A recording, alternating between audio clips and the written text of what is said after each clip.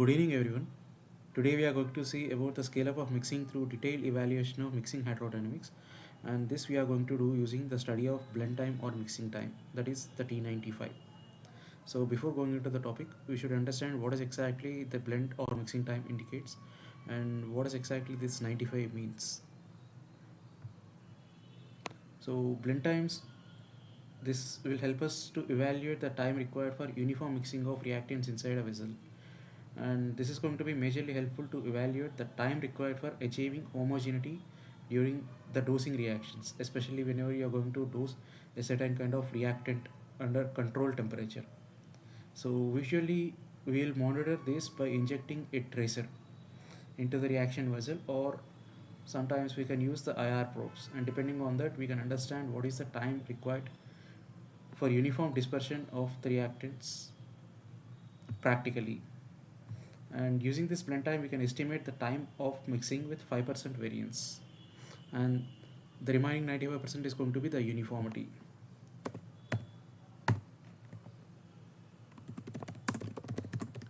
So this shall be used for semi-batch reactions, and this 95% indicates the level of uniformity. This is going to be very rarely used, and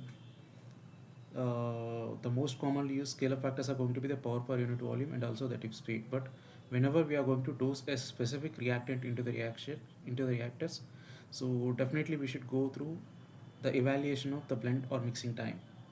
So this shall be used as a scale-up factor during rapid chemical reactions, and which can be majorly rely on this rapid dispersion of the reagents.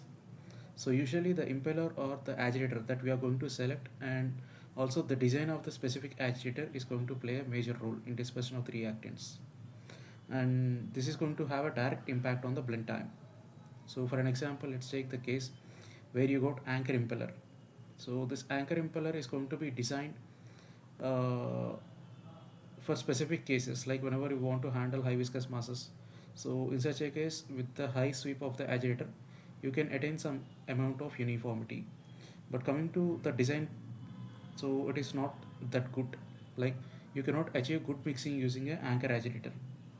And what happens is, just because of this poor design or inadequate mixing, the blend times are going to be high in case of a anchor agitator. Whereas if you have the turbines like the pitch blade turbine or any kind of a flat bed turbine, in such a case what will happen is, so these are going to have some different mixing patterns, and using this we will be able to achieve some good level of mixing. So automatically the blend time is going to be less. So let's say if the addition rate is identical in two cases, like we can take two cases, and in one of the cases we have selected anchor, and in the second case we have selected some kind of turbine. In such a case, what will happen is, automatically, if you are going to take the same rate of addition, so in case of anchor, the blend time is going to be more, and in case of a turbine, the blend time is going to be less. In such a case, if you are going to maintain same amount of mixing time, so automatically what will happen is, like at different operational speeds and with the same mixing time, and if you are going to have a same rate of addition, then there is a possibility for formation of impurities like the timers or something. Why? Because if the mixing is going to be good, so automatically what will happen is, so there can be chances for degradation of a product which is going to form due to prolonged rate of addition. But if the addition rate is good enough and the mixing time is high, in such a case what will happen is, there lacks uniformity. Why? Because since the mixing time is high, and if you are going to add it higher rate, so automatically the uniformity throughout the vessel is going to change, and also the formation of impurities or the timers is going to increase. So if you want to have same mixing or blend time, then what we can do is, so we have to have different agitator speed. I mean, we need to calculate the agitator speed depending upon the mixing time or a blend time. And how to calculate this and what is the formula, let's see. So this T95,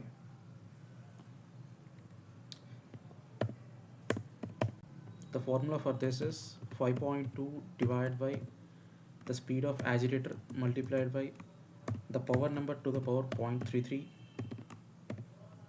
and multiplied by the reactor diameter divided by the impeller diameter to the power 2.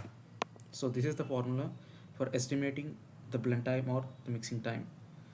So let's try to calculate the required agitator speed by having identical blend times with two different impellers. So here we got a case study for that.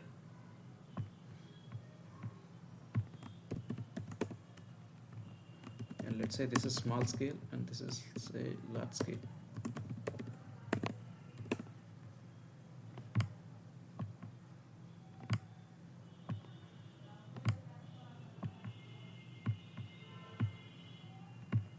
And the first parameter is going to be the reactor capacity. This is going to be in KL. Let's say this is 1 KL, this is 3 KL. And the next one is the reactor diameter.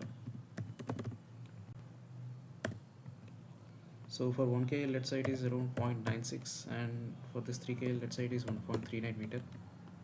And the next one is the agitator type.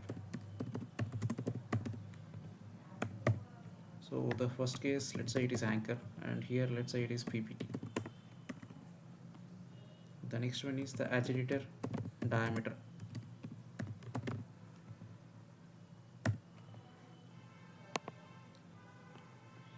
I'll consider this as 80% to the vessel diameter, and if it's a PPT, I'll consider it as 40% to the vessel diameter.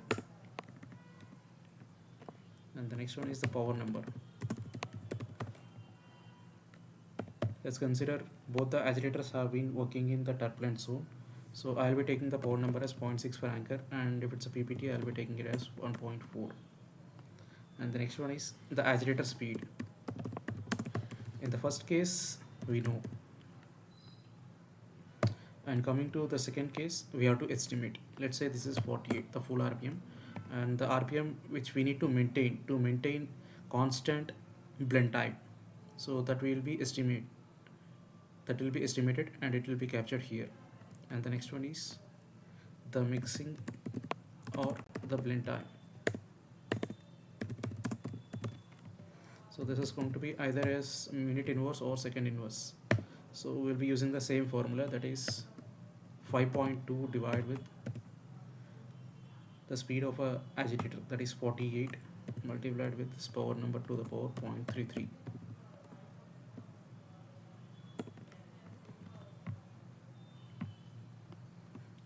To hold multiplied with the reactor diameter divided with the agitator diameter to the power 2. So we got around 0.2 minute inverse. Let's try to replicate the same mixing or the blend time here in case of the large scale. So I'll be taking the same value, and the formula we can rewrite as capital N, that is equals to 5.2 divided with the t95 into the power number to the power 0.33 multiplied with the reactor diameter divided by the agitator diameter to the power 2. So we'll use the same formula here. So 5.2 divided with the blend time, that is 0.2, multiplied with this power number, that is 1.4, to the power 0.33, and then we got a reactor diameter divided with this agitator diameter to the power 2. So that means we need to maintain approx 146 RPM. In order to maintain the same blend time, we need approx 145 RPM for this PPT during the scale up. So this is how we need to estimate the required operational speeds using the mixing time or the blend time, and this is the way how we have to scale up the process. So if you have any questions in this particular case, so you please write us a mail to us like at pharmacalc823@gmail.com, and I'll be attaching the sheet for your reference, and you can find a download link in the description section of this video. And also I have been receiving certain requests, like whatever I have been telling or whatever I am describing orally, and the same thing shall be captured in this particular Excel sheet below or above, and I'll be providing you. So due to the oral communication, so some people are not able to get exactly.